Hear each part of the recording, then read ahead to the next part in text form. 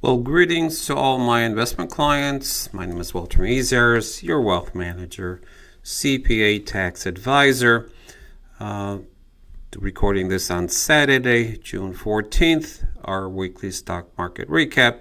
But as usual, before I go into the details of the stock market, disclosure statement. Just a reminder, this video is intended exclusively for my investment clients. Anyone else watching this video, this is not a solicitation to buy or sell any securities or investment advice. Please seek investment advice from your current investment advisor or give us a call to get a full analysis of your current retirement portfolio. So at your leisure, if you want to stop the video and read the full disclosure statement, and I would just strongly recommend to visit this website, brokercheck.finra.org, where you can get more detailed information on Trinity Wealth Solutions and also myself, my background, my expertise, and years of experience. So today we're going to cover the stock market just real quick, but I want to focus on kind of what moves the markets. So if we look at Friday, meaning June 13th, the market had a pullback because of Israel attacking Iran, their nuclear sites. And I think they took out 10 out of the 12 scientists that are working on nuclear weapons. So the market obviously didn't like that. Again, very news-driven. Geopolitical issues like that do tend to scare the market, and no surprise that the market pretty much on Friday wound up losing about 1.1%. NASDAQ about 1.3%. Just a quick reminder, every time there's a news-driven reaction by the market, typically it may take 1, 2, 3, 4 days, and the market kind of shrugs it off and says, well, okay, what really changed fundamentally economically? Unless this really escalates to a worldwide, it's not contained within the region, Middle East region. If it snowballs into something much bigger, then yeah, we have much, much bigger problems and worries. So just keep that in mind. Markets do react to negative news, and then they bounce back. So that's what we're hoping. Markets will bounce back. So what I'm showing you on the screen, as always, comparing technology, S&P, which is the broad market, long duration bonds, and gold. Just a quick reminder, my clients, we still have exposure 30% to the stock market, and 70% is sitting in short-term U.S. Treasury bills. So the market, if we look at year-to-date, the market is still somewhat in positive territory. S&P is up about 1.46, and NASDAQ is up about 3.26. So give up some of the upside. Which direction the market is going to go on Monday and next week, tough to say. Again, when there's such a reaction, news-driven, usually the markets do bounce back. So what I really want to focus on today is what moves markets, and really the stock market. What causes markets to go up and down, short term, long term.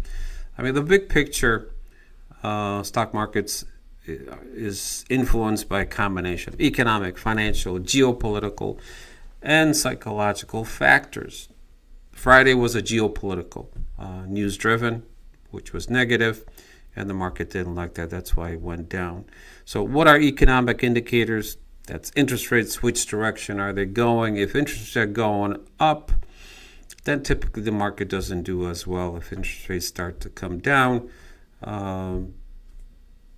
markets can do better, but depending if it's really interest rates are coming down because of potential recession, eventually the market will move lower.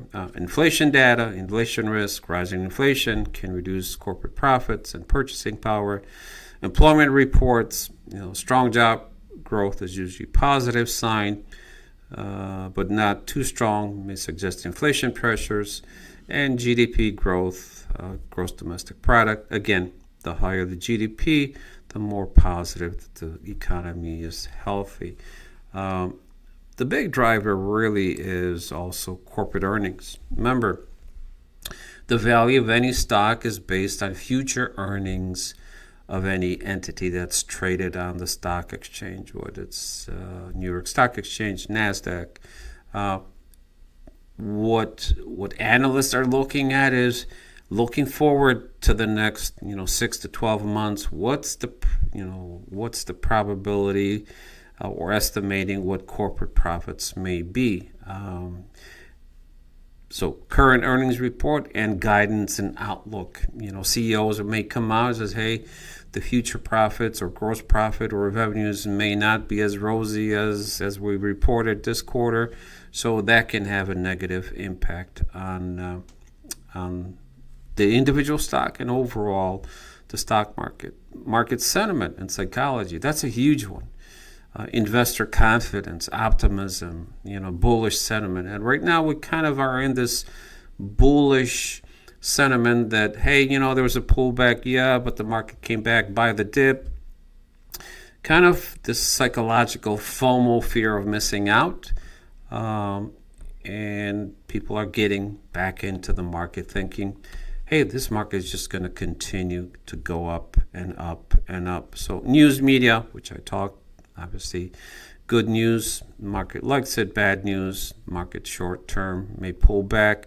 And momentum and herd behavior. People think, especially retail investors, when they see money piling in and they hear the neighbor made tons of money on this stock or this sector.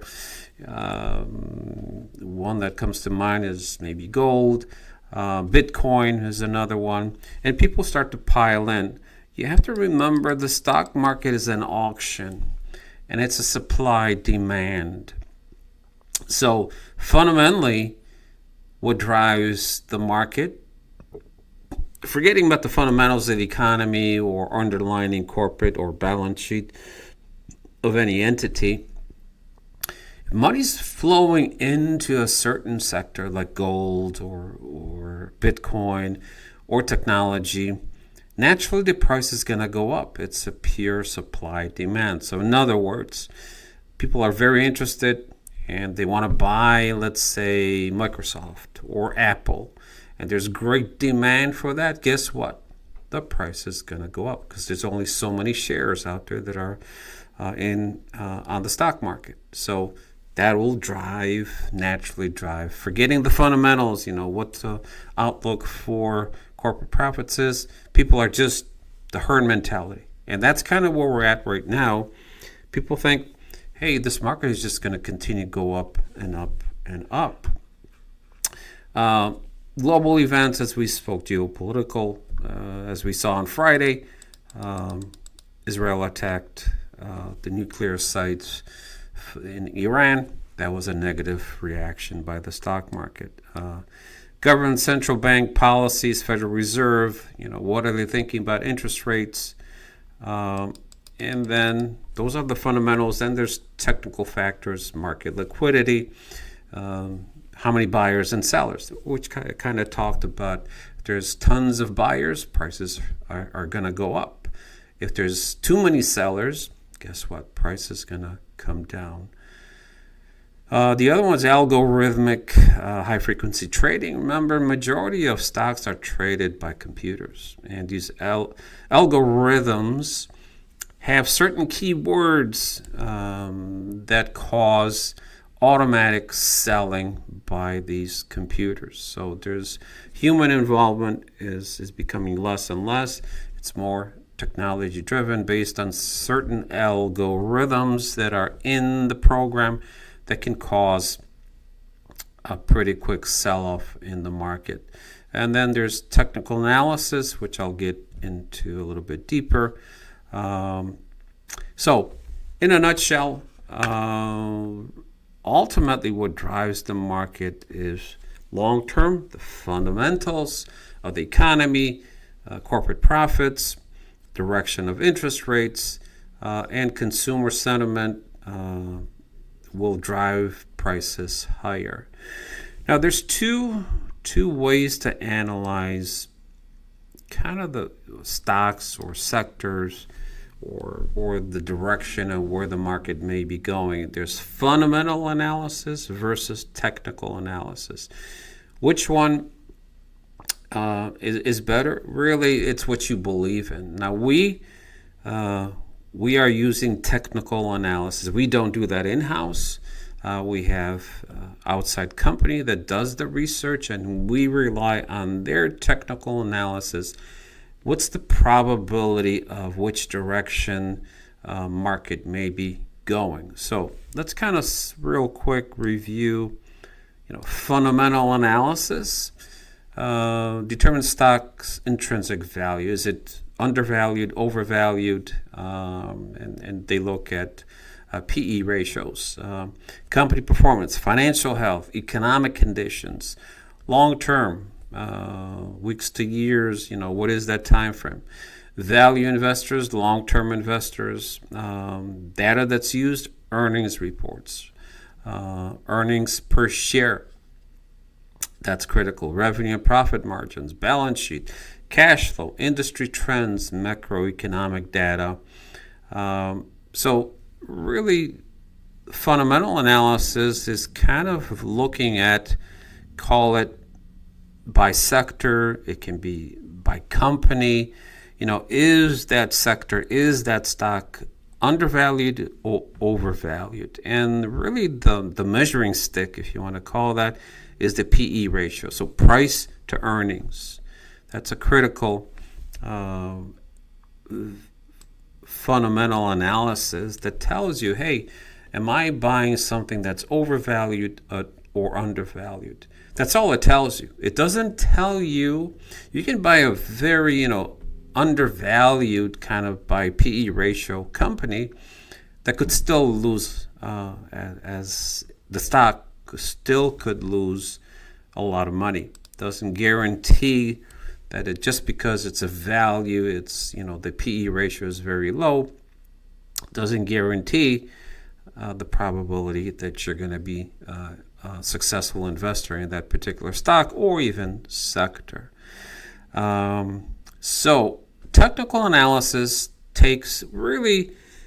doesn't really look at the fundamentals of the economy of a specific stock or data. To some degree, yes, but predominantly what it does predicts future price movements based on past market data. So charts, price patterns, trading volume. So what technical analysis does, it says, hey, which direction, what's the probability? It follows money. Where's the money moving into which sectors? You have to remember when people are selling, let's say, getting out of gold. So that money is going to go somewhere. It's going to go either to cash or short-term investments, or back into the stock market or certain other sectors. So technical analysts will follow where is that money flowing, because if there's a great outflow remember what I said, it's supply demand. If money's moving out of certain asset class, guess what? The price is going to go down, and something on the other side is going to go up, unless that money is being parked in cash or short-term treasury bills. So technical analysis is a great tool for short-term. When I say short-term, this is not day trading. That's not what I'm talking about. But, 1 to 6 month outlook, and you look at momentum, you look at price charts, moving averages, relative strength index. There's tons. That's not my expertise, but we rely on our research company to tell us when something may be overvalued and what's the probability that there could be a pullback and what's the probability that the price will continue to up. So it kind of sets targets. Hey, we hit a target, made our profit, we're going to sell a portion and then either find another sector that has great probability of upside, or we're going to sit on the sidelines. So which one is better? That's up for debate. We as a firm, we believe in technical analysis. And simply put, fundamental analysis can unfortunately not protect your portfolio, because you may invest in great companies, great balance sheet, great cash flow, great profitability, but if there's a major downturn, everything gets pulled down. It doesn't matter how good their balance sheet, how their potential profit, everything gets, you just have to look to 2000, 2002, 07, 09. There was great companies, but they still lost. If you were invested in them, you potentially lost, 50, 60%. So, which one should you believe in or use? Again, that goes back to belief, and a process and system that you have in place. So, one thing that I do want to talk about is, so as I mentioned, we pretty much rely on technical analysis to manage clients' monies. But one key factor, kind of big picture, is PE ratio, price to earnings. So meaning if price is going up and earnings are going down, your PE ratio is going to be pretty high. So historically, to put this in context, historically PE ratios range between 15 and 16 on the S&P 500. As of, I think, June of 2025, the PE ratio for the last 12 months has been ranging between 25 and 27. What does that mean? The market, by this standard, by this measure, is way overpriced. And what happens when something's overpriced? Something can trigger a huge sell-off. So let's look at S&P ratio from year 2000 to 2025. As you can see, this is the dot-com bubble, 2000. It was pretty high. It was like over 30, 33, I believe, the PE ratio. That's historically nosebleed territory. And then as market corrected, because markets and the economy and earnings shut down, obviously PE went down and then went back up.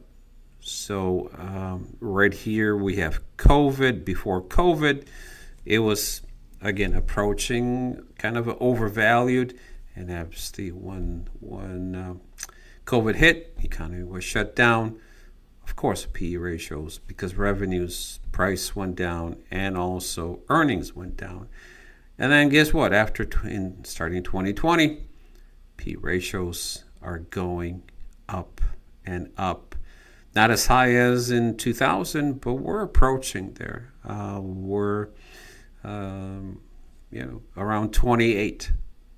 That's approaching to historically overvalued price. What's going to cause PE ratios to even go higher?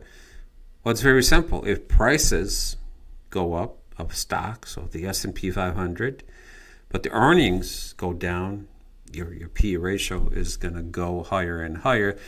And what does that mean? Stocks and the stock market is overvalued.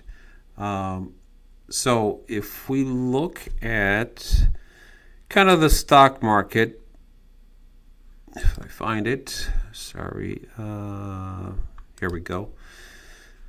So if we look at the stock market long term, as we can see, remember what I was talking about, PE ratios in 2000, it was kind of at all-time high. That was the tech bubble. And then guess what happened? It was overvalued and the market lost about 50-60%.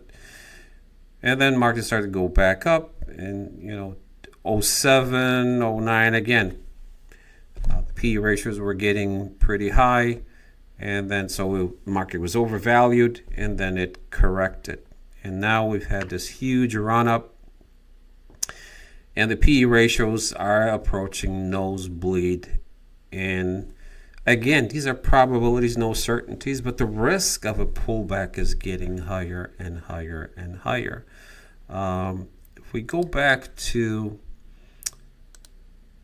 market stages, remember I talked about this in one of my videos. There's pretty much 4 stages in a stock market. Stage 1, basing after a major downturn. Stage 2, advancing. Profitable trading. Stage 3, and this is where we believe, and the research company we rely on, they're saying, look, we are in stage 3, this topping stage. And it makes sense. When PE ratios are way above, price to earnings are way above the historical average by quite a bit, the probability of some pullback, and it could be a significant pullback, could be 20, 30, 40, 50%. Nobody really knows for sure, but it has to revalue to the norm of historical values. So everything is overpriced right now. Does that mean we're going to crash? I have no clue. Again, I keep stressing, there's no certainties or guarantees in the stock market. There's only probabilities. That's all you can look at is. So again, if we look at this chart, so we are approaching this overvalued, by this measure, price to earnings ratio, we are approaching almost nosebleed territory. So again, probability that there could be a pullback is getting higher and higher. So the higher the market goes, let me get back to where I need to go. Going back to kind of the entire all data. The higher the market goes, remember what's happening? Price to earnings ratio is going higher and higher because earnings are not really keeping up with price. So at some point, if somebody believes we're just going to continue to go straight up without some kind of pullback, I think they're going to be faced with a rude awakening, and their portfolio could lose tons and tons of money. And remember, we work with retirees, so our focal point is protect. We don't want any client losing more than 6%. That's a target. It's not a guarantee. That's a target. Recovering 6% is pretty easy. If you lose 50% of your portfolio when you're retired, that is devastating. So, and our end game is to get a consistent longer term 10% rate of return. So hopefully this video made sense. Now, if you have any friends, relatives, or acquaintances that maybe are getting nervous or not sure if they're on the right path, boy, I'd love to sit down with them, talk to them, and present our ideas of how we manage clients' monies. So be grateful if you could refer them to us. Again, before I forget, this weekend is Father's Day, so wishing all fathers, to our clients, Happy Father's Day. May you have a great weekend. Enjoy friends, relatives, grandchildren. Spend time. That's precious. Time is so precious. So again, wishing all my clients, everyone who's listening, Happy Father's Day. Have a great weekend. Thank you for watching, and we will see you soon. Take care. Bye now.